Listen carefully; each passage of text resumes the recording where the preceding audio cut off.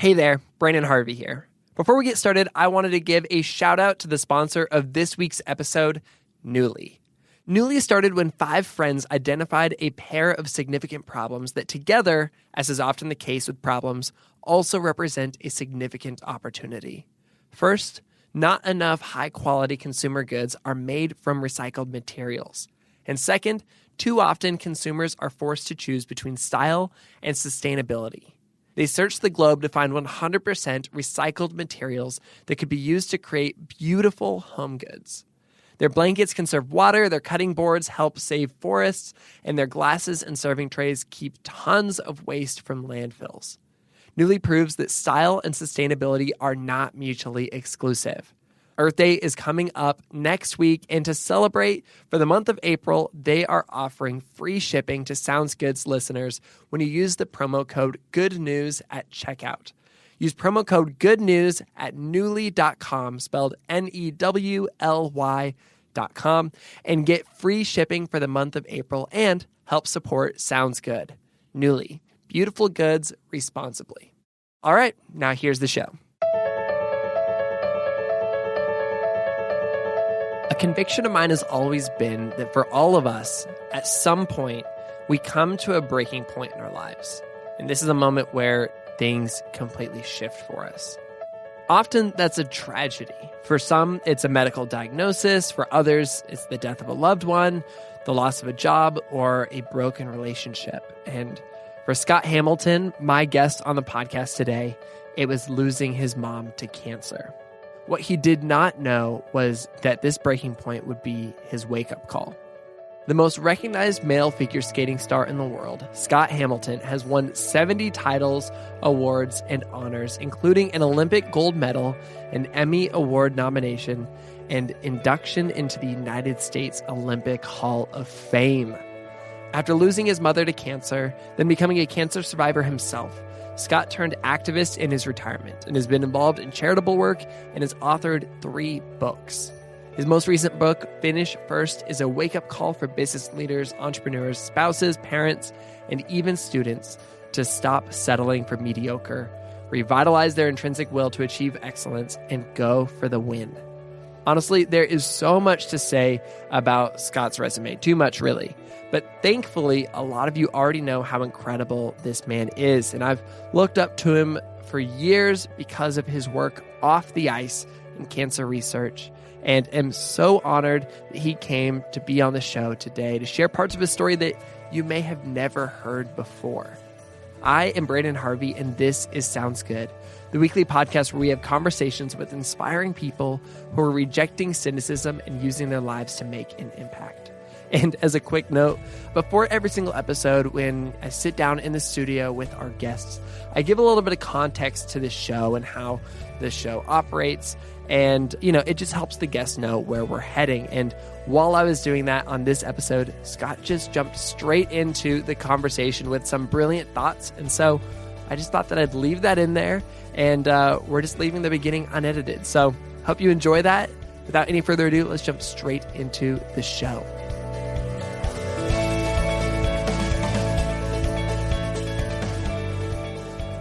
Cool. I'll just give you a little bit of context before we get going. Sure. So, ultimately, Sounds Good is a podcast focused on people who are using their lives to make an impact in the world. Oh, nice. And it started off with me just being like, wow, there's a lot of inspiring people in the world. They're so positive. They're so hopeful. And it only took disgusting, isn't it? I know, right? But it only took 2 or 3 episodes for me to realize that the common thread between all of their lives wasn't positivity. It was that they had dealt with tragedy and heartbreak and pain. And that's where their hope and joy came from this deeper place. Yeah. And so... Well, there's a quote I heard recently from a Christian philosopher that said, God cannot use us greatly until we've been hurt deeply. Wow. And I just bam! That's amazing. Sky's part of the angels sang. It was like, I get it. I totally 100% get it. Yeah. And so, with the show, I've been just learning to emotionally be able to go there and dive deep. And we really do go there with the show. And so I really feel like you're an incredible fit for the show because thank you. Just your story of resilience and hope in the way that you have an impact on people for decades. I was reading book reviews of your book, which I hope you don't do, but I do. And I was even reading like book reviews for like your older books, and people were they were saying like, I have cancer and this has been a game changer for me to hear how you've overcome this. And it's wild. I avoid reviews. I think that's for the best. I avoid my reviews. Well, because if they're great, it doesn't really change anything. Yeah. And if they're horrible, it doesn't really change anything. So, especially with a book, you can't change a book. But I mean, I love the whole idea of critics and, what are the voices in your head? And it's sort of like you got to just like take it, edit it, and then file it, right? So, for me, it's like take it. Okay. Here's a criticism. Okay. Is it based in fact or opinion? If it's based in opinion, I can file it in the circular file, which would be my trash can. If it's fact, then I can choose whether or not it's really applicable or whether or not it's just something to discard as well. Yeah. So in the book, it's been really amazing that it helped me really process a lot of the things that I've been able to learn over time, because there's nothing better than like a grumpy old guy, right? I'm just kidding. I'm not grumpy at all. And in fact, if anything, I'm just trying to like blow the wind in people's sails. But, it's taking the harsh parts of the process and re-identifying them. That was really almost like it was powerful for me, and I think about, how people like criticism. Let's go back to that right away. And really just sort of, is it fact or opinion? That's kind of like the test you can put on it, and then doing with it as you will, right? Yeah. But it's just really looking at it as just like stuff.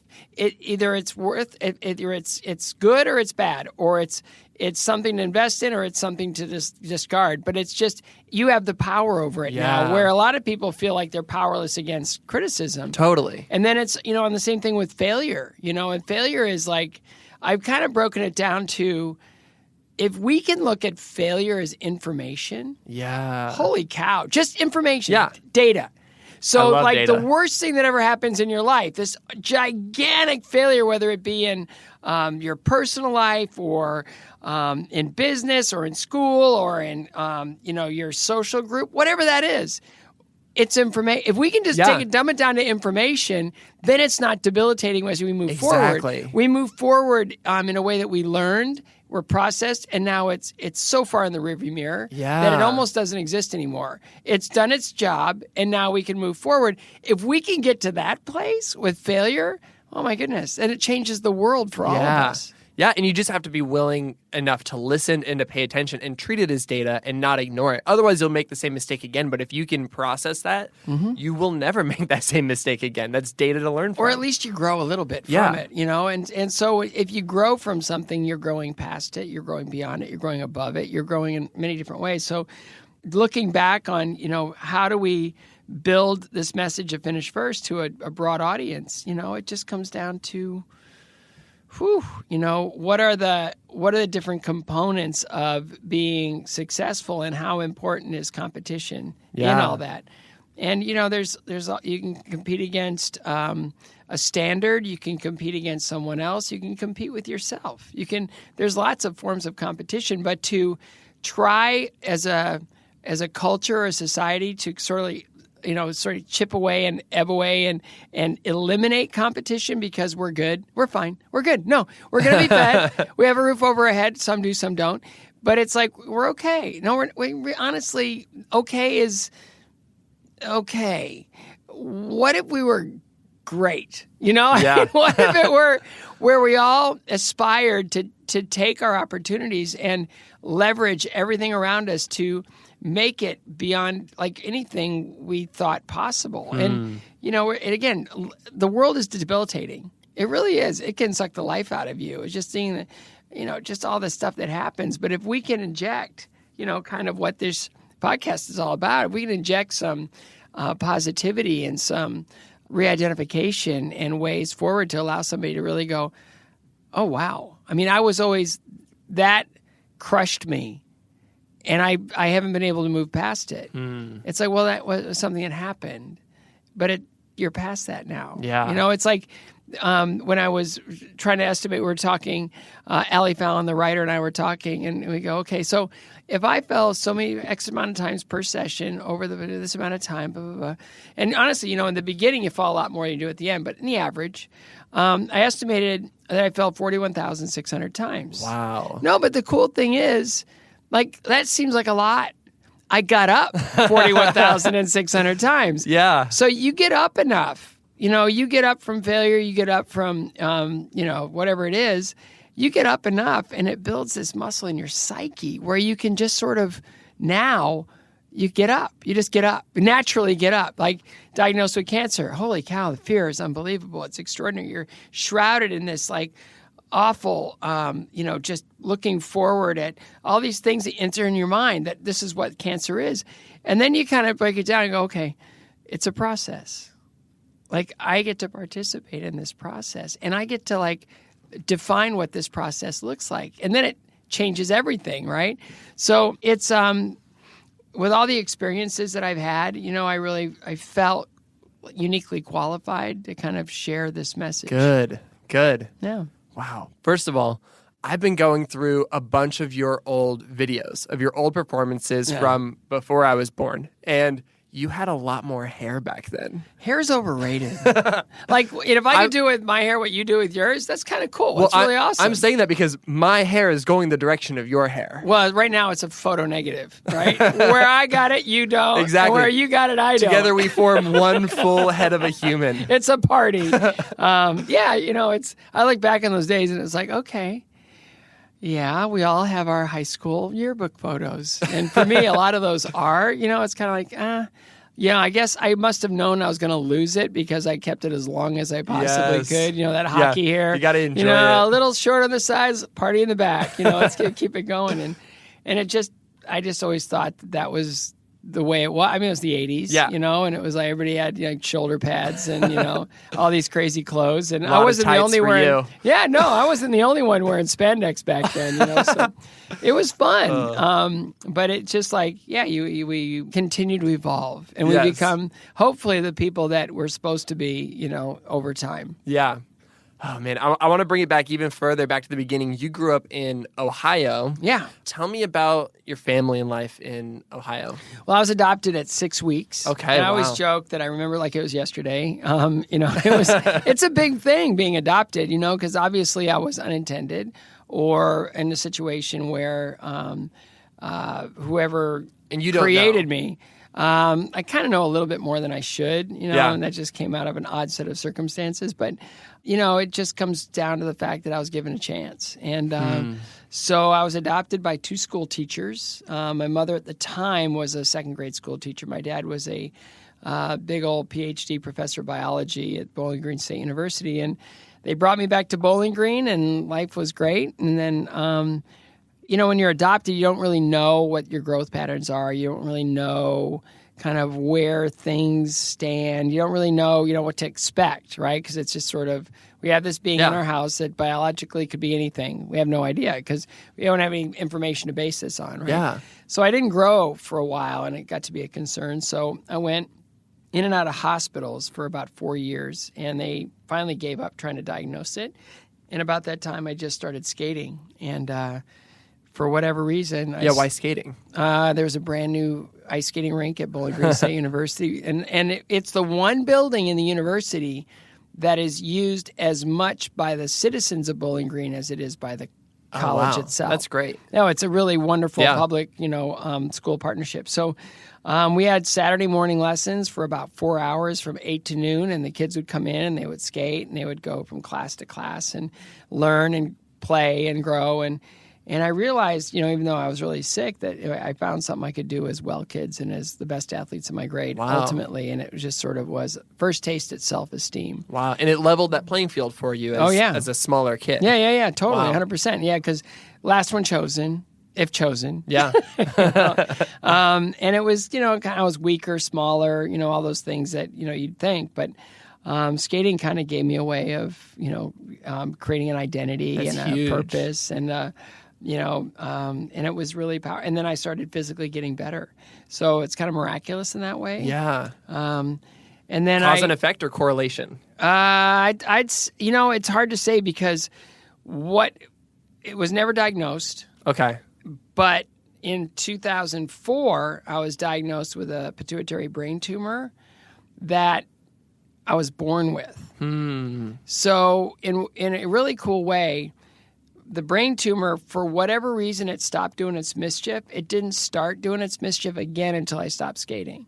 Interesting. Isn't that wild? Wow. That's so really I wild. stopped in March, and then by October, I couldn't even get out of bed because I was just so listless and passionless, and I just felt I was suffering some sort of depression because I wasn't that guy anymore that I was, like performing in front of all these people and, whatever, kind of that level of familiarity or whatever that does, kind of was like, it's sort of a reason to get out of bed in the morning and do things and conquer the world and try to best your last best performance and all that, so I didn't really have that anymore. I wasn't that person anymore. I thought it was just depression. And then I decided one morning that I really needed to do what I tell other people to do, and that's be your own medical advocate and to make sure that if there are any changes or anything that you're vigilant and you find the reason. So I said, okay, I got to practice what I preach. And so I went in, did some blood work, and they said, there's really very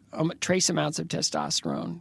And I go, that's really weird. Yeah. And they go, well, what we can do is we feel it was probably part of my cancer because I had testicular cancer, probably an after effect of the chemo and all the surgeries and everything is, we can just treat you topically and you'll be feeling much, much better in a few weeks. And I said, no, that's not it. I mean, there's more to it than that. I mean, there's a lot of things going on and everything I mentioned, they said, it's your age, you're getting older now and you expect these things. And I just get one after another. And then finally I go, why is my peripheral vision all messed up? And they go, oh, okay, well, let's get you in for a head scan. And so I went in and they found this brain tumor. And in the information given after a week of just prayer and uncertainty, they finally decided to do a biopsy, which means that they drill a small hole in the top of your head. They go down into your optic chasm. They take a piece of this tumor, and then they find out what kind of cell it is. And they found out that it was a craniopharyngioma, which is a brain tumor that children are born with. Wow. And it inhibits growth and development. And that's what I had when I was little. But they didn't have the technology in the 60s to find that. And if they had, it would have been a craniotomy. It would have been really barbaric. Dang. It really would have been where my personality would have been different, my physicality. They didn't have any of the things they have now. Yeah. So I'm really grateful they didn't find it back then, because, a lot of people ask if I feel like a victim because of all my health issues. And it's like, no, because they all work together for my good, Without the brain tumor, I never would have started skating. I never would have understood as a young person what it felt to be independent and had to be self-reliant and all those things that I needed to step on the ice alone on that huge sheet of ice to be able to skate in front of a lot of people and compete. So there were a lot of those factors that really came in handy later on. Wow. And so I'm grateful for it. That's ultimately. Incredible. I mean, who would I be without it? Yeah. Wow. What an amazing perspective. Well, it's the only one I got. Or I could be a victim and say, why? Everybody fall into my drama. It's like you can easily go there, and I don't blame people for doing that. It's like, why? No. But at the same time, it's like this is a moment and a condition of your life. It's yours to own and operate. How are you going to do it? Like, what are you going to do? Yeah. And I've seen so many people. Like, I see a bald woman in a grocery store, and I just want to buy her groceries because I'm seeing a champion. I'm seeing somebody that I admire. I'm seeing somebody that's fighting the fight and just really unashamed to go out and just say, here's where I am, and I'm here. I'm in the grocery store, and I'm supporting my family. I'm doing what I got to do to live and to be productive, and I really admire those people. So I'm always the one that kind of I look around for people to inspire me and to, kind of lift me out when I start to kind of get a little, low or hit a trough or something. It's like, who's going to get me out of this? Who's going to give me a leg up? And that's incredible. And I see that in people that are fighting back their problems, whether it be physical or emotional or financial or whatever. I take a lot of inspiration from people that have found a way upward and out. That's incredible because you're an Olympic athlete, you're a champion, you're all these that. things. Yeah. And you're inspired by people in the grocery store. Like, that's amazing. That's beautiful. Yeah, well, I mean, it's not hard if you just sort of tune in that frequency to find examples everywhere, of people that truly allow you to see the possibilities and the opportunities, and then to kind of absorb those in order to be part of your, kind of your mission, your life, your perspective. And I've collected enough of that where now I kind of understand that my competitive life and my professional skating life, I honestly never would have thought to dream it. Yeah. You know what I mean? Like, none of that made any sense. I'm undersized, bad health, parents of limited means, no coaching, limited ice time. How am I going to be given permission to dream for anything in the sport besides best mediocrity? And then, things just started happening. And most of them were, kind of falling down and getting up, and falling down and getting up, failing miserably and getting up. And so in writing Finish First, it just decided that I see it in my own kids' development where they're trying to eliminate competition from a lot of things with kind of the participation trophy thing, which is, ultimately I get it's okay. But if there are no winners and no losers, then everybody's lost, because you need to have someone, really want to attain something, or really want to, because there's something about, I think one thing that we all share, and I go back to 5th grade. I just started skating, and I really wasn't much, and I started competing in regional competitions, and there weren't many boys, so I was able to be somewhat successful. And I remember we were, it was 6th grade, and we're having an all-school assembly at the end of the year, and they were doing recognition for some of the teachers and blah, blah, blah. And there was a family that wanted to sponsor an award for a child in the school that was doing something outside of school that really was unique and wonderful and everything. And it was sort of like, I would think more about art or whatever, whatever it is, community service and I'm sitting there and I'm just fantasizing about, wouldn't it be really cool? What would it be like if my name was called? Right. And it was like, I think all of us, have that same feeling. My name was called, and it was this little bowl. And I treasured this thing because of all the kids in my school, I got recognition, and it made me feel like I just felt so special and so wonderful. And it's just that encouragement. You need to face the next thing. And I think about, being in Lake Placid. I'm the 3rd guy on a 3-man team, no chance for a medal, basically a tourist, in the competition, just to go out and do the best that I can. For me, my finish first at the Olympics in 1980 were to be in the top 8. If I could be in the top 8, it was like, that's a finish first moment for me, right? It's like, I did it. I had a goal and I met it. And I was 5th. But here's going back to being the 3rd guy on a 3-man team. They were talking about, all the captains from the different sports are meeting tonight to choose the flag bearer for the opening ceremonies in Lake Placid. So it's like a home Olympics. United States will be marching in last. And again, just having that fantasy of like, what it would be like if I got to carry the flag in the opening ceremony. And then you go, well, that'll never happen because why would I? I mean, they got Eric Heiden. They've got all these skating champions. They've got people competing in sports for the first time that have a chance of doing really well. Why would they choose the 3rd guy on a 3-man team, right? And I was sitting in a movie in the Olympic Village, and I got called out of it by our team captains.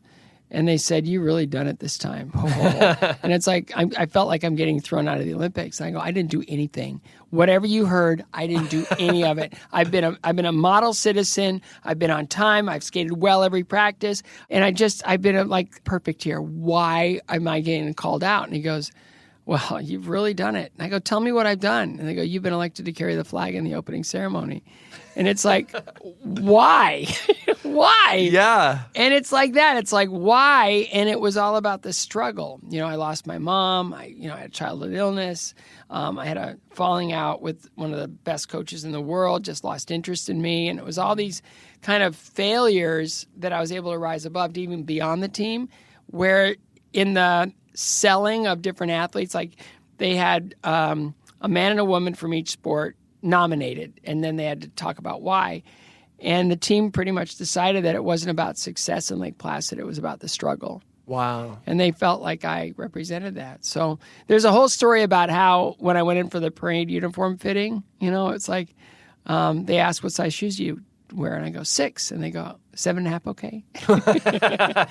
and on and on and on. I was wearing my dad's clothes in the opening ceremony of the Olympics, so it's very humbling, you know. And your hat keeps falling down over your eyes, and you're trying to hold on to the flag, and it's like those type of things. So in writing Finish First, I just felt like we all have that within us of, wouldn't it be great if I had recognition, or wouldn't it be great if I was able to win something, or would it be great if I was able to set a goal and just hit it out of the park, And I realize it's kind of a common emotion that we all have of just being recognized or being, in some way doing something that truly tests ourselves, that we can look back on it and say, I did it. Yeah, and it's a recognition for something that you truly worked for and accomplished too. Like, that's what we want. That's what we want. But when you take competition out of the equation, it's like, well, where do we get our feedback now? Now we're in sort of this vacuum.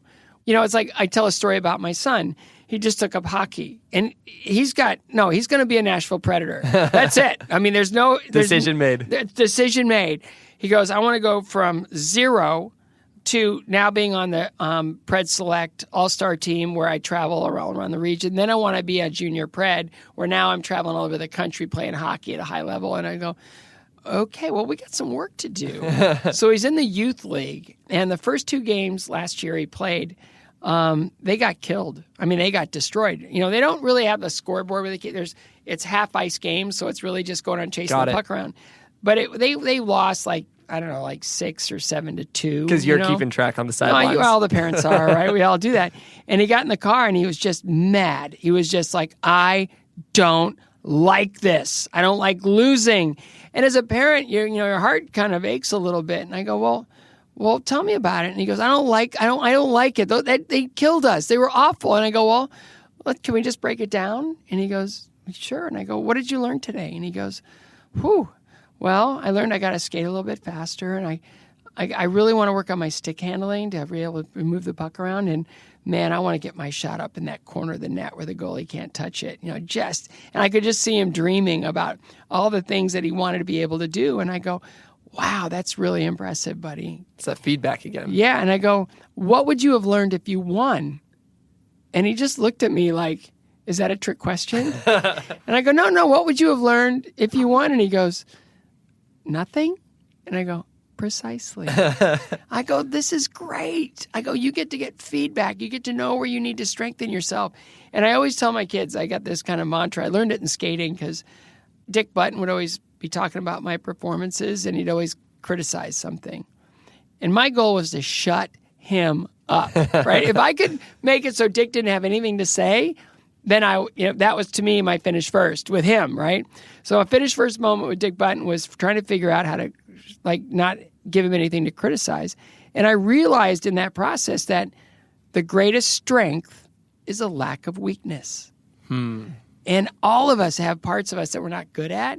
If we're able to strengthen those just through the process of getting that feedback and understanding and putting ourselves out there and just doing something that's we've always wanted to do, or something that is like a young goal for a young athlete or a young executive in business or somebody working in the mailroom that wants to work their way up. In Finish First, I give everybody kind of the process of this is what it takes in order to win, and whatever that win is.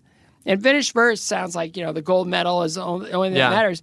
No, finishing first for every single person has its own identity, right? So it's a broad message. And, the subtitle of the book is Winning Changes Everything. Think about my oldest biological son has really been struggling in algebra at school, and he just doesn't like it. He doesn't like it, and it doesn't like him back, right? So same with me in compulsory figures. I hated compulsory figures until I couldn't afford to hate them anymore, right? What are compulsory figures? They're the figure eights. That okay. Back then, you had to do those in competition. They were a big part of the competition. And so, you just got to find a way to just build that muscle in your brain to repeat. And he's like, oh man, I just don't like it. And I go, I get it, but you got to figure out a way to, get through this thing and just build that muscle in your brain where you can look at these equations and just get it. You understand now.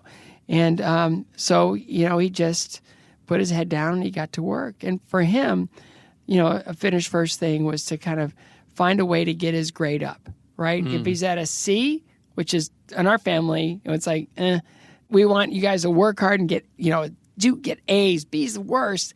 So now he's sitting there going, okay, how do I get 100 on this test? And that's his motivation. It's like not only, do it, but once you get that A in something that you don't like doing, holy cow, the world opens up. Yeah. It does. And now it's amazing. Like, now you've built trust with your teachers. Now you start to build A's. Now you're building A's and you're building on A's upon A's because you know you can do it. Then those A's turn into a better school.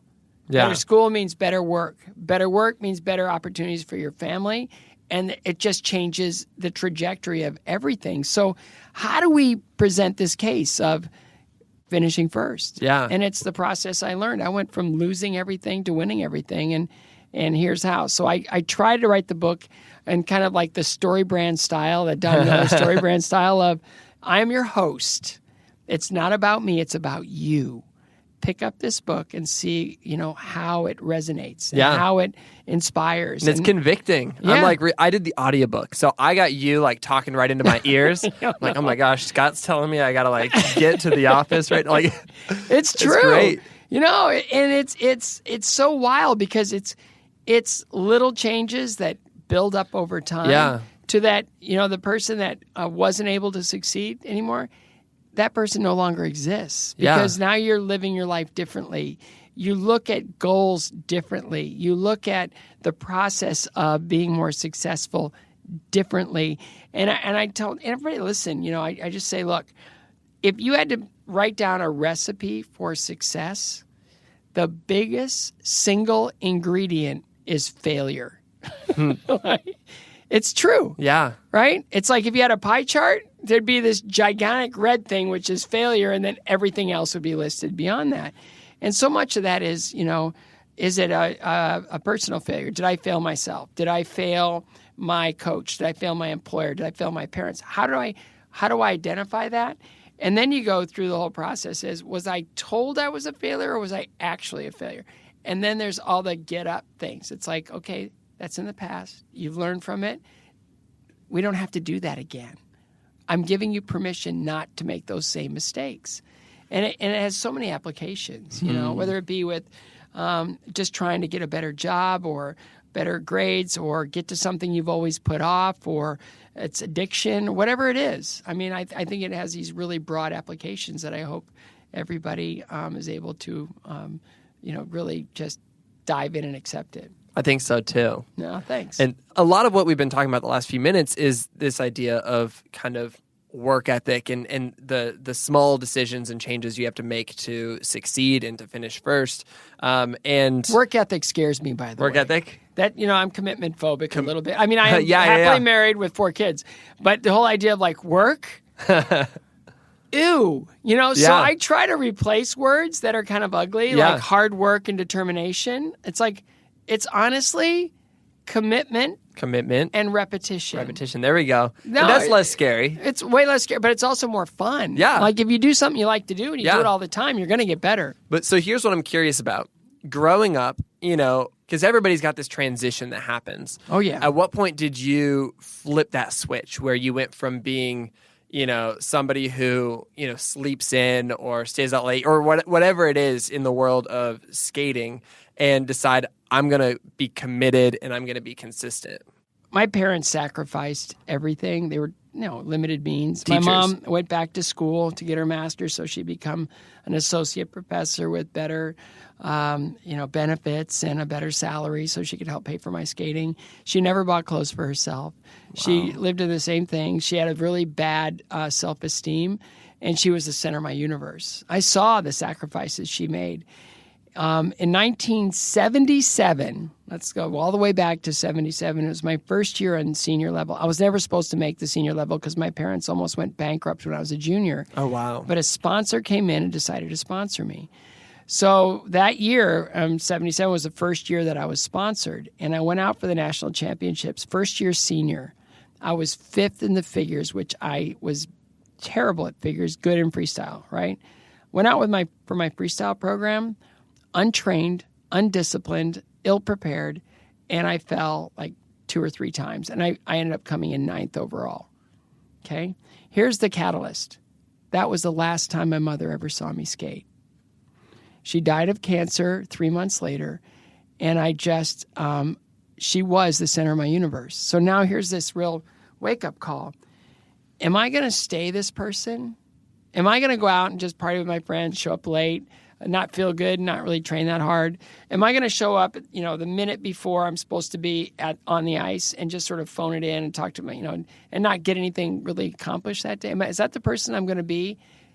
Or am I going to mourn her in a really significant way? She sacrificed everything for me. Now I can sacrifice everything for her. It was this breaking point. I went for a walk. We lived in the country, and I went for a walk in our backyard. And I go, how am I going to do this without her? How am I going to? And I just, the guilt and the remorse were so strong that I said the only way I can truly honor her sacrifices are to do it taking her with me wherever I go. So she died 40 years ago, and there isn't a day I don't talk about her, think about her, or allow her to inspire me to do something differently. So I went from 9th in the country to 11 months later, 3rd in the country, 11th in the world. 2 years later, I'm on the Olympic team coming in 5th. The April after the March World Championships in 1980, I'm ranked 5th in the world. Like really one decision over a 3-year period of time. Wow. Ranked 5th in the world instead of 9th in the nation.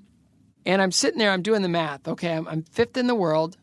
Robin Cousins, the gold medalist at the Olympics, and, he just turned pro. Jan Hoffman, the silver medalist, decided to go to medical school. Charlie Tickner, the bronze medalist, decided to turn professional. All I had to do is wake up one morning and I'm ranked 2nd in the world. That's a pretty good cup of coffee. So the whole idea was, it's like, okay, I'm like this close. I'm this close. What do I need to do? What level do I need to commit in order to beat this guy that's now ranked first in the world? So here's the deal. The year that I fell 5 times at the U.S. Nationals and came in dead last in novice, okay? This guy was on the podium in senior men as this whiz kid because nobody could do figures as well as this guy could do figures. So it's like, okay, now I have to fall in love with compulsory figures because it's the only way I'm going to get close enough to him to beat him.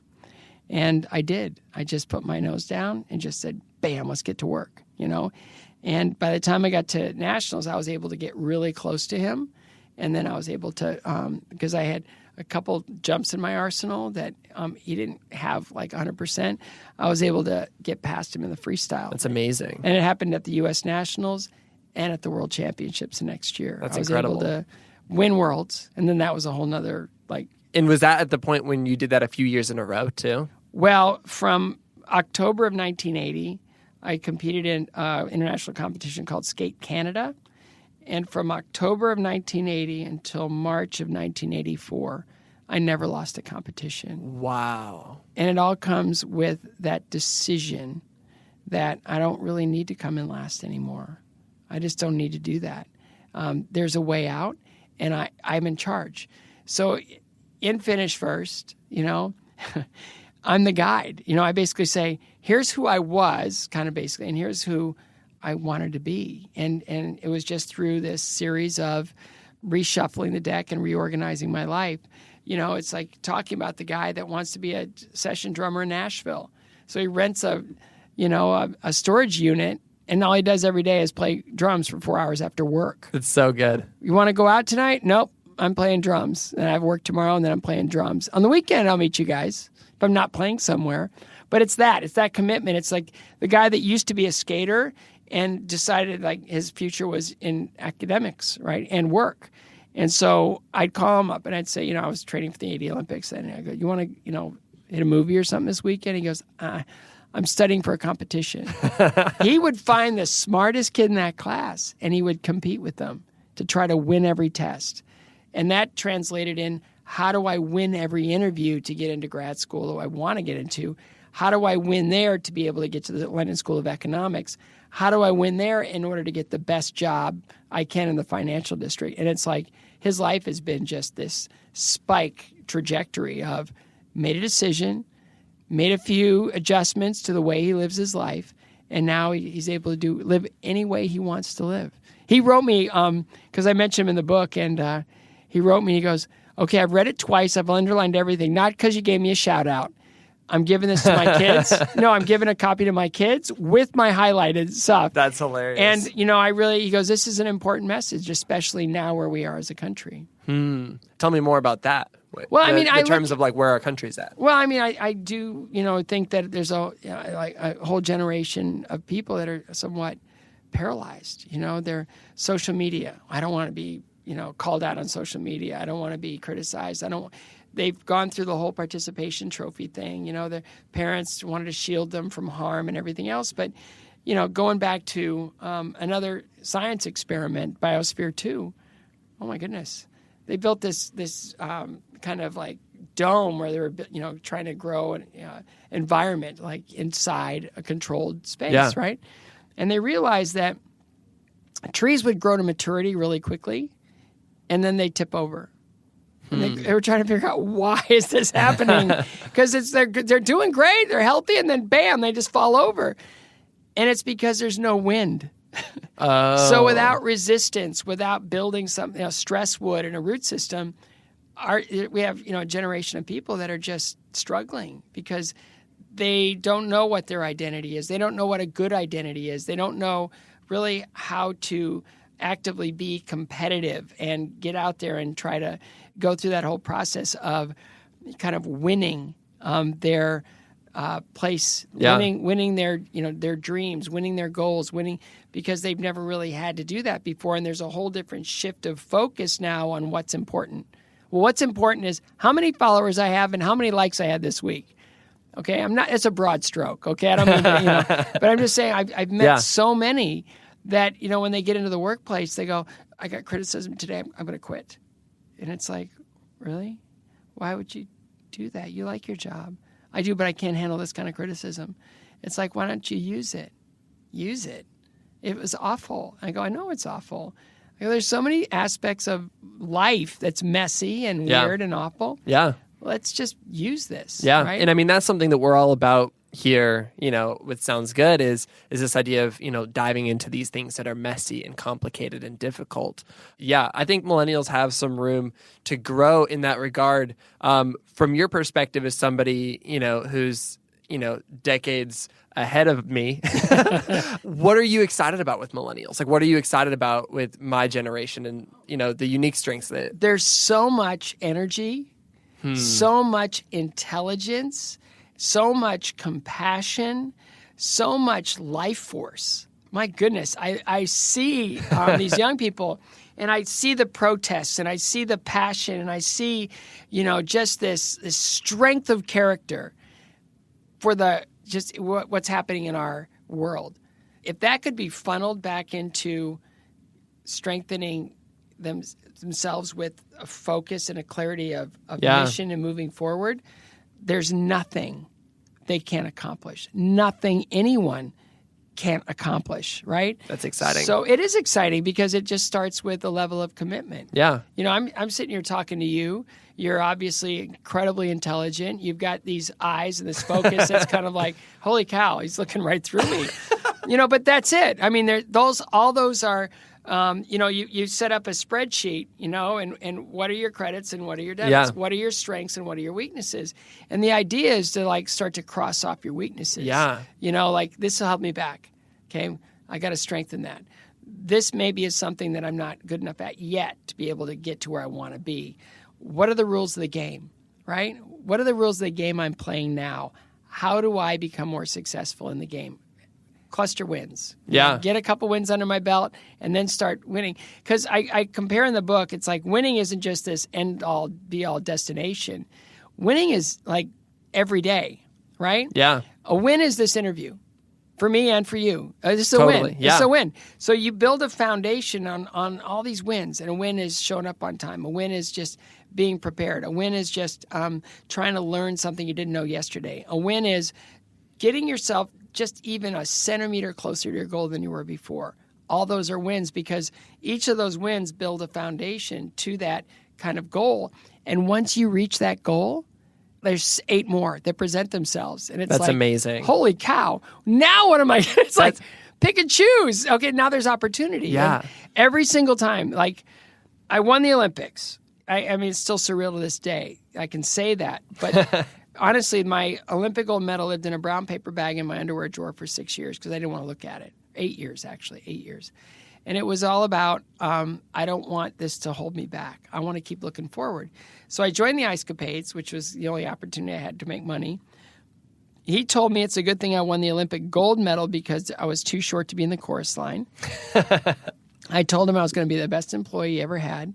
I was. For 2 years, never missed a show, never missed a press call. Skated at the top of my game for 2 straight years. I even took over for other athletes that were injured, and I did their shows for them. And at the end of the 2 years, Ice Capades was going through a sale, and they basically said the new owner doesn't want men, period. Good luck. But in those 2 years, I proved myself that I could handle a workload. I'd learned a ton about what it takes to put on a show. I learned what audiences respond to and what they don't. And I learned about production a little bit. I learned about lighting. I learned about a lot of things, transportation. I just paid attention. And in that meeting where my manager told me that I'm not going back to Ice Capades, for sure, he just said, do you want to start a tour?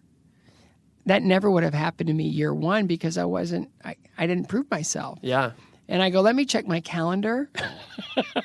And so we started a show called Stars on Ice, right? At first, though, it was called Scott Hamilton's America Tour. There we go. Yeah, they thought they didn't keep that name? No, because what happens is there's too much pressure, right? So ultimately it was to create opportunities for high-level skaters, right?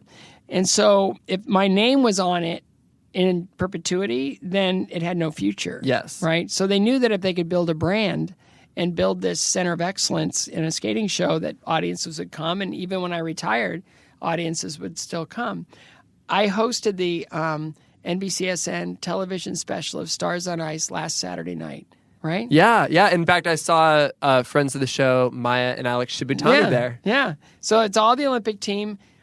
Okay, this is 32 years later, and simultaneously, it's amazing. Stars on Ice is doing an American tour, a Japanese tour that dovetails right into a Canadian tour. Wow. That's incredible. No, it's like this big success story, but none of those opportunities would have happened had I not just did the work. And so when that opportunity happened, again, it was like 5 shows, proof of concept, another 5 shows to see if we need to spend money on production. Okay, I was right. Let's go back and book a couple more shows and see what the audience thinks and really kind of put it out there and see where our weaknesses are and where our strengths are. And from there, it was, let's do 30 cities. Let's do 30 more cities. Let's do 30 more cities, year after year after year. And then in 1992, Christy Yamaguchi wins the Olympics, and all she wanted to do was Stars on Ice. So now we have an reigning Olympic ladies champion who wants to come directly to us. And we went to a 60-city tour. That's amazing. 12 more in Canada. So a 72-city tour. And by the time I stepped away as a full cast member in 2001, we were selling out, of their 60 cities, we'd sell out clean 40 of them. That's wild. So it's just like you build. You do the work and you show up every day. And that gets me so excited. I think about this all the time with the small accomplishments I've had that I'm proud of, thinking about, hey, in 20 years, those are going to be the platform for whatever new goal or accomplishment I'm working towards. You'll never forget it. And I've got no clue what that thing is going to be down the road. But I know that I would not be there without that that thing that I worked towards last year. Well, we took, I think in the book, I don't know the exact number. There's always over 55,000 steps in a marathon. Right? It's like, we were going back to like millennials. It's Simon Sinek, who's a genius, right? He said millennials tend to see, they're standing there looking up at the top of the mountain, and they're like, that's where I'm going to be. That's me right there. They don't see the mountain, And so as kind of an argument, on behalf of the mountain, right? I just said, it's this guy, Kyle Maynard, that climbed Mount Kilimanjaro. Well, a lot of people have climbed Mount Kilimanjaro. He didn't have any arms or legs, and he got to the top. If he can do it, what are our excuses? My coach would always tell me, don't give me excuses, offer reasons, right? Well, reasons mean that they're legit. It's like, if I were late for practice, why were you late? I'm late because it's my responsibility. It's not my alarm didn't go off. It's not, I ran out of gas. It's not like, the dog ate my car keys. It's like, have a reason, like a legitimate reason. And then, okay, let's move forward from that, right? You gotta, Yeah, and that's and coming back to what we were talking about at the beginning, that's your opportunity to learn and to grow because you're fully recognizing this thing. You're not brushing over it. What else are we gonna do? Right? Yeah. Like I've seen so many people give up. Just give up. They're carrying weight they don't want to carry. Well, that's just work. That's just, making different choices. And some people biologically are different than others, but that doesn't matter. Who do you want to be? And how can I help you get there? And it's amazing how a lot of people are just looking for just some level of encouragement and empathy. Yeah. And now, I'm hoping Finish First offers them that. Yeah. At the same time, just giving them a structure and a pathway to starting to check things off their list. It's like, I did this. One audience I never anticipated finding this book were senior citizens. That's wild. Because you'd think that Finish First thing, it's for young people trying to find, and yes, it is. Or it's for college students trying to find their way into business, or it's for business people trying to find their way to the promotion, or it's for athletes that are trying to find, whatever it is. But I have this whole audience of people that write to me, and they say, thank you. I was stuck. There's so many things I wanted to do with my life, and I just had given up. And now I realize that it's on me. It's never too late either. It's never too late. Whatever it is, I got a bucket list, right? Whatever that is, whether or not I even filled it out yet. In my mind, I have things I really want to do. How do I get to them? How do I prioritize them? And what needs to come first before second, before third, before fourth, in order to build that approach to that goal? It's pretty amazing. Do you think that you would have been satisfied if you had just finished first in the world of skating, but hadn't finished first in these other realms of your life that, the impact you're having today? Well, that's an interesting question. Because, it's like, for me to go from last place, which I did on many occasions, to going undefeated for 4 years, that was its own kind of weird thing. Like, I never anticipated that. Ever planned on that. It was never a goal to go undefeated 4 years until I got to my third year of being undefeated. And then it was like, one more year. Come on, we can do this. But then when I turned pro, it was all of a sudden these other opportunities. It's like, well, are you going to turn pro? And I go, yeah, but I don't really want to turn pro. Like that thing of going from amateur to professional. It usually means a contract or there's a transaction. I go, I want to kind of do it in a more pure way. Well, what does that look like? And I go, well, you know what? If I don't have a sanction for doing an ice show, I lose my amateur status. Just gone. Because people can't track the money. They can't do a lot of things. So that's just a rule. You have to have a sanction to do an ice show. So when I came back from the Olympics in 1984, there was this momentum to build an event there of me doing my first big performance in Denver. And so we partnered with the Denver Symphony, who needed money, and then I wanted to do it for cancer research. So half the money went to the symphony, half went to research. And do the math, I was able to write a check for $250,000 for cancer research. That's incredible. But I didn't make a penny. I didn't get a sanction. So my way of turning pro was to raise money for cancer. And then it was, now there's, well, how do I build a professional career? I never would have had an opportunity to build a professional career had I not done well in competition skating. So first things first, do this, and then opportunities will start to, now, like I'm thinking it's a really good thing for me to have my own cancer foundation so that I can be a participant in finding cures for cancer. Yeah, it's circling back to this huge part of your life because, that knocked you down at one point. Yeah. I lost my mother to cancer. 20 years later, I was diagnosed with cancer. I see what it does to people. I lost 3 dear friends to cancer last summer, and a dear friend just got diagnosed about 2 weeks ago. Wow. So there needs to be stuff done, but the federal government can only do so much. And so when I founded my Scott Cares Foundation, it was about how do we build something unique, just from everything I've learned, in order to, look at funding cancer in new ways. And so we've created this phenomenal foundation called CARES. And if people want to learn more about it, scottcares.org. But we're able to raise money, doing events all over the country and a bunch here in Nashville. And last year we funded an amazing pediatric immunotherapy program in partnership with the V Foundation, where they're going to try to find a protein marker in a cancer cell for what is it? I'm sorry, my chemo brain and radiation. But it's a brain cancer that has really no treatment for children right now.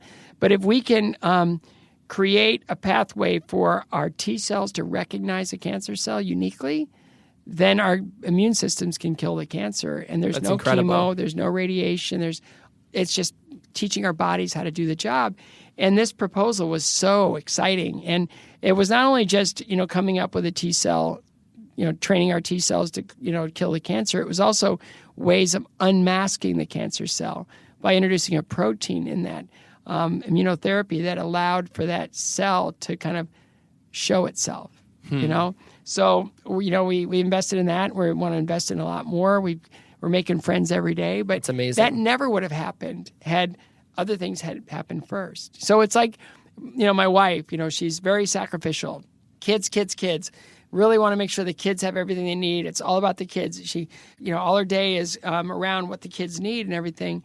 And every now and then I have to tell her that there's a reason that on an airplane they tell you to put the mask over your face first before that of your children. And you need to take care of you too. So ultimately, if I'm good, she's good.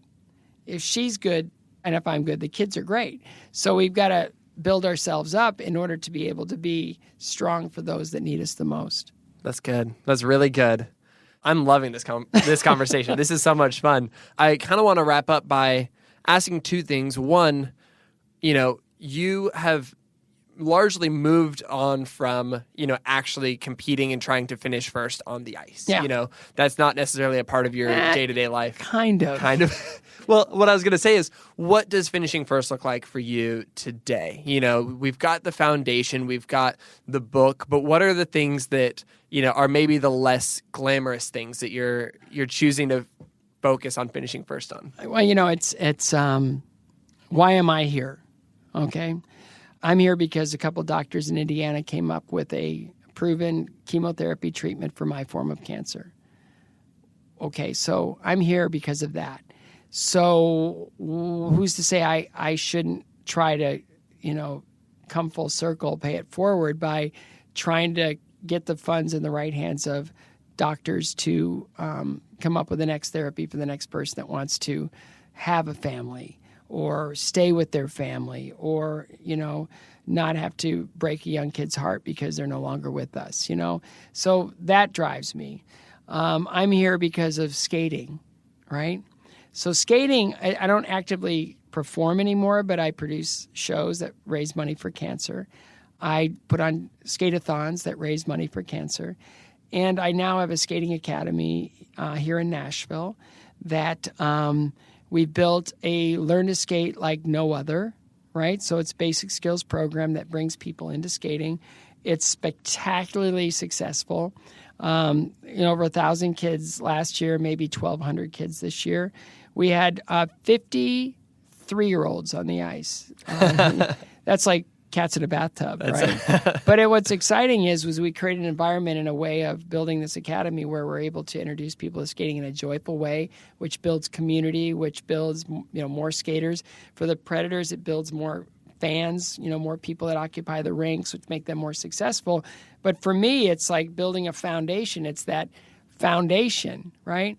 Where now I'm really close to bringing in an Olympic-level coach to take those kids and our coaches to the next levels in order for them to fast-track their way into competitive skating and being more successful.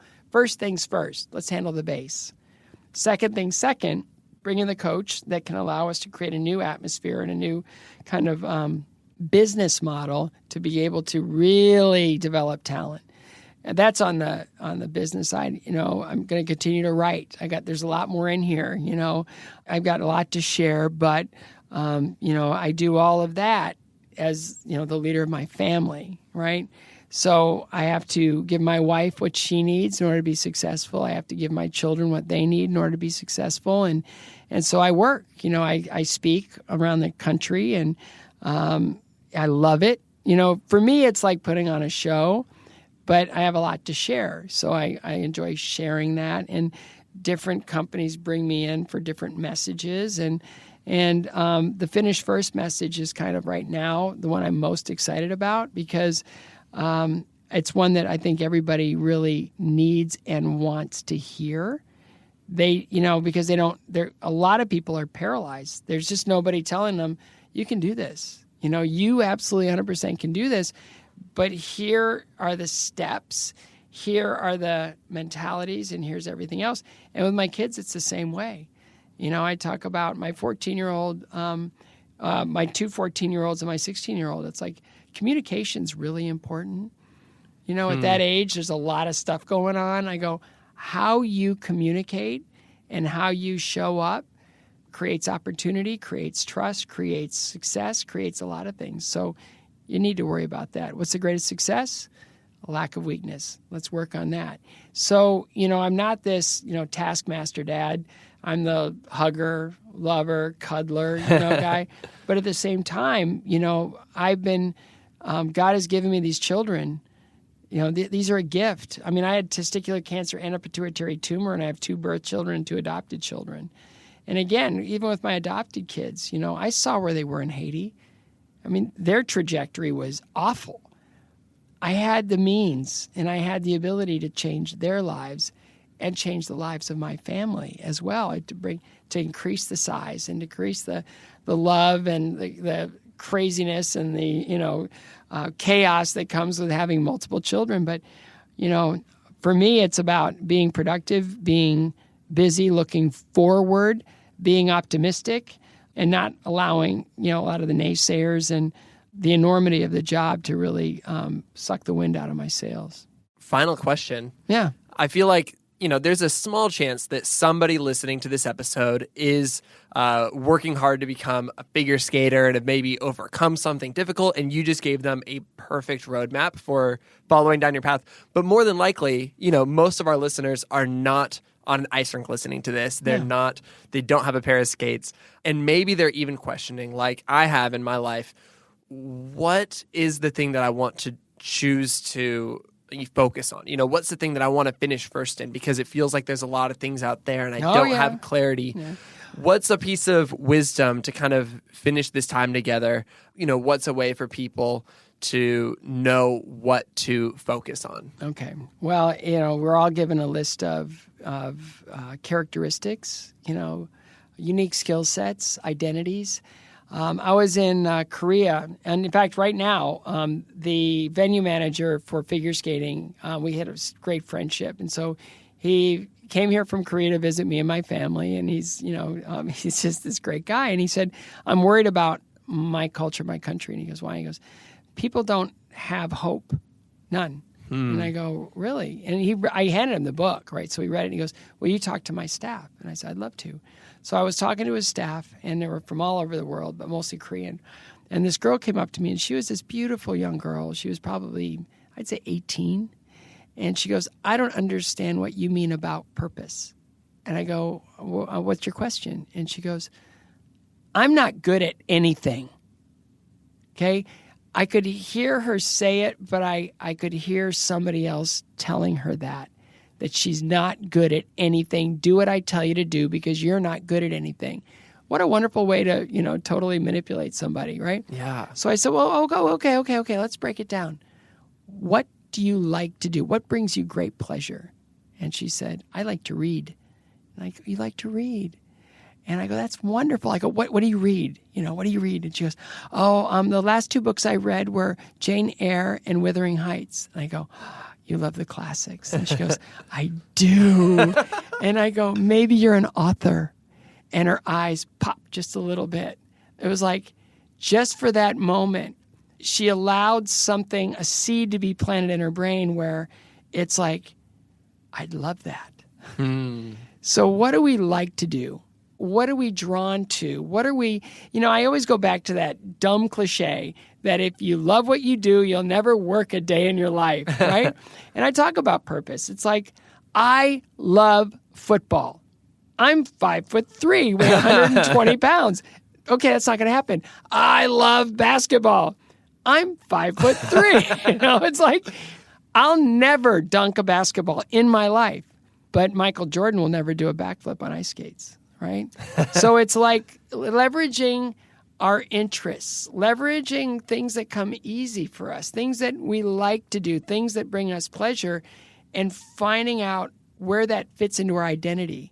And once we're able to do that, my goodness, it's like, well, I could do this, and I could do that, and I could do that. And who knows where it's going to go, but those seeds need to germinate. And those seeds need to be looked upon as really opportunities to find your purpose, find your identity, find things that will bring you joy. It's not all about drudgery and going up against it and win.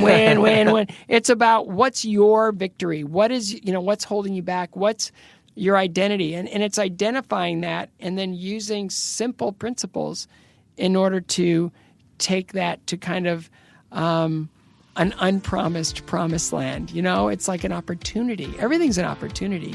So it's just, what do you like to do? What are you drawn to? What brings you joy? And that may reveal your identity and your purpose.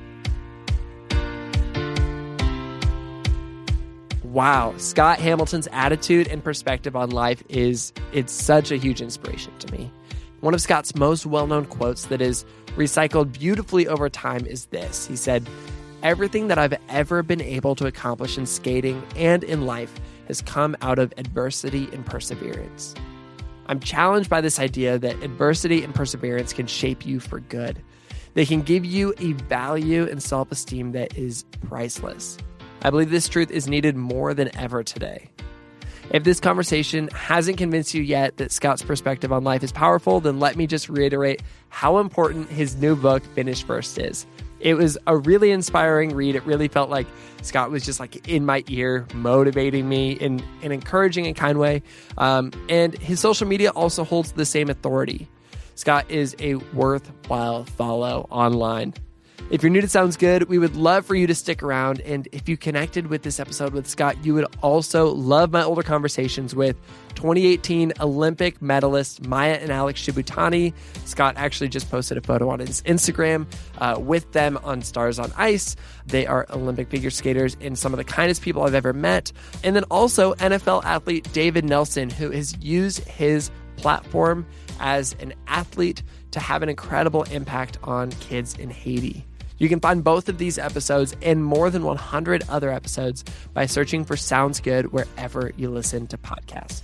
This podcast was created by me, Brandon Harvey, as a part of Good, Good, Good, a community that believes in the power of celebrating good news and becoming good news. Chad Michael-Snavely and the team at CM Studio edit and mix the show, and Christy Karenbrock offers her production support. You can get lots of hopeful stories on social media by following us everywhere at GoodGoodGoodCO. And you can learn more about this podcast and everything else we do, including our good newspaper, by visiting us at goodgoodgood.co. And on that note, that is a wrap for this week's episode. Go out and remember to awaken your greatest potential and embrace the fact that you were born for something special. Don't let the critics and your own failures get you down. Sound good?